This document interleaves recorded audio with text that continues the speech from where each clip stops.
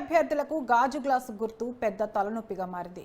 Jaggampeta Janasena rebel అభ్యర్థి సూర్యచంద్రకు EC గాజు glass గుర్తు కేటాయించింది. సార్వత్రిక ఎన్నికల నేపథ్యంలో అభ్యర్థులు నామినేషన్లు ఉపసంహరణ తర్వాత గుర్తులను అభ్యర్థుల సమక్షంలో కేటాయించారు.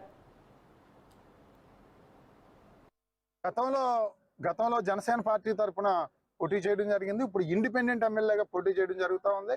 మరి గతంలో పోటీ చేసినప్పుడు మరి నేను పూర్తిగా ప్రజలకు తెలియని పరిస్థితి. ఎందుకంటే తక్కువ సమయంలో పవన్ కళ్యాణ్ గారు ఆ రోజు నాకు సీట్ ఇవ్వడం జరిగింది. అందరికీ కూడా తక్కువ టైంలోనే ఇచ్చారు, నాకనే కాదు. తక్కువ సమయంలో ఇవ్వడం వల్ల నేను అందరికీ తెలియకపోవడం వల్ల గెలవలేకపోయాం.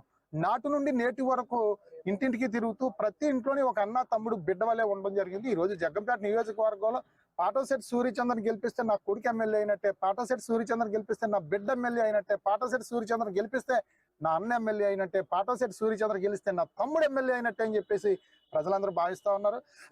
ఎప్పుడు ఎన్నికలు వస్తాయి, ఎప్పుడు ఓటేద్దాం పాటోశెట్టి సూర్యచంద్రకి, మనలాంటి సామాన్యుడు సూర్యచంద్ర అవసరమైతే చేయబట్టుకుని తీసుకెళ్లి పని చేయించుకునే స్వతంత్రం మనకు ఉంటుందని సామాన్యులందరూ ఎదురు చూస్తా ఉన్నారు. జగ్గంపేట నియోజకవర్గంలో సూర్యచంద్ర గెలుపు, సామాన్యులందరూ గెలుపు.